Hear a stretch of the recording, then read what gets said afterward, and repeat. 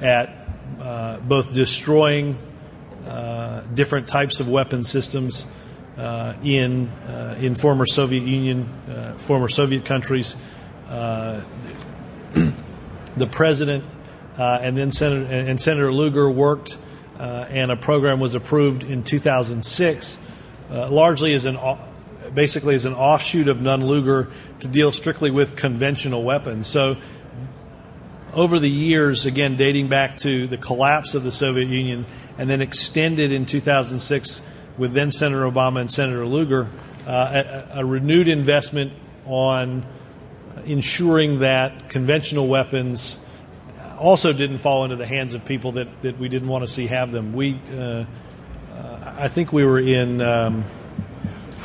Ukraine again in 2005 with Senator Lugar in going through a facility that was very, very slowly destroying huge stockpiles of large munitions, big shells, the type of thing that honestly could easily be strung together to create an IED, the likes of which we're familiar with now in Iraq and Afghanistan. Again, huge stockpiles left over from a far different era, weapons that are not nearly the type of technology that we see today, but again, in the wrong hands, could easily be used to do harm throughout the world. Yes, sir. Yeah, Sorry, yes, ma'am. Why not going through the United Nations when there is a convention for protecting nuclear materials? So, I'm sorry, say that one more time. Why not going through the United Nations? Yeah. There is a convention on protection of nuclear materials. Yeah. Well, again, Creating a parallel mechanism. I'm sorry, say the second part again. You're creating a parallel mechanism. No, I don't. Again, 46 countries are represented here, as well as a series of international organizations that the president believes are necessary to do this. So I don't think in any way this is duplicative. I think the president sees the strong concern for, and John reiterated the type of. The president reiterated the threat. John reiterated the types of groups that are seeking to control this type of material, and I think the president strongly believes that we must do everything in our power, and that is certainly not duplicative of what the United Nations seeks to do. Yep. Did I hear you correctly that you said that it's okay if the uranium is moved to Russia? Well, again, I simply said that is one of the likely destination for one of likely destinations for that type of material. Yes. Also, July last year in Moscow, President Obama said that Russia was likely the next venue for the summit, for the next summit. Is this something that's being considered? Well, we will have an announcement about the location for the next nuclear security summit likely tomorrow. Yes, ma'am.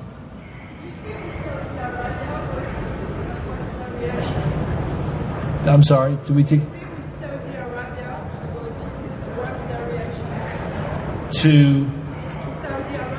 What you're trying to do at this moment? Saudi Arabia. Saudi Arabia, but do we talk to them about what? I talk to them about their participation here. Yeah, no. Again, we've got a wide. We've got a great number of countries. Again, I think many have shown that this is the greatest number of countries that have been invited and assembled in this country since the mid-1940s. I would say to you that there are a host of roles that the countries represented here can play. Again, some have that highly enriched uranium that we're seeking to secure. Others can play an effort in how to secure that. Others can play an effort in the interdiction of these types of materials in the event that they leave where they are. So I think there are a host of different roles that each nation will play here. The President wants their strong commitment to securing this loose and vulnerable material over the course of the next 4 years. John, I'll take one more and then we'll... I was intrigued by the talk of the scam on the part of criminal organizations to stymie Al-Qaeda's attempt to obtain material. I was wondering, Mr. Brennan, maybe you could talk a little bit more about what exactly those scams, how that's happened, and also, is there greater incentive or desire now than there has been in the past for the criminal syndicates to actually sell the material, or does Al-Qaeda have greater sophistication or ability to detect or stop themselves from being scammed?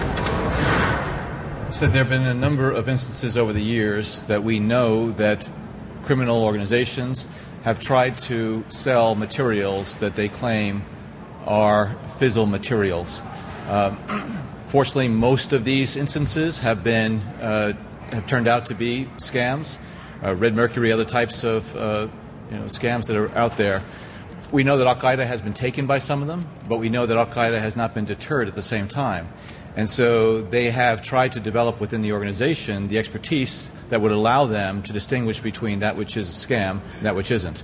And based on, as I mentioned, there was a Jamal al-Fadl who gave open testimony in court about the activities of Al-Qaeda in the mid-90s to acquire uranium from Sudan, as well as other types of information we have about the people and their efforts to acquire these materials. So there are individuals out there that are trying to sell materials.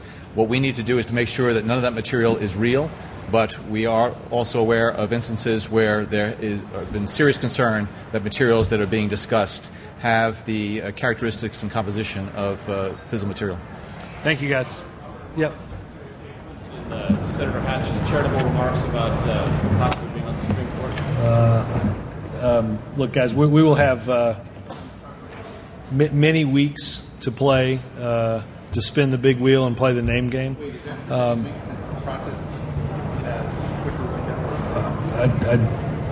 Many weeks.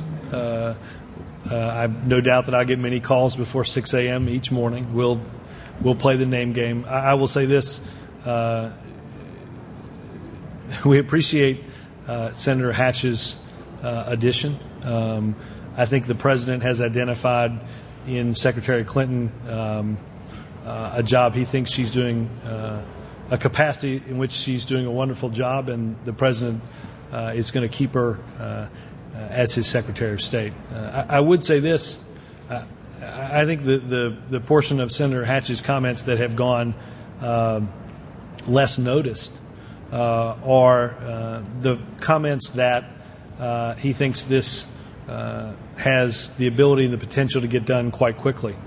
In terms of an announcement, obviously that's our part, irrespective of his addition today.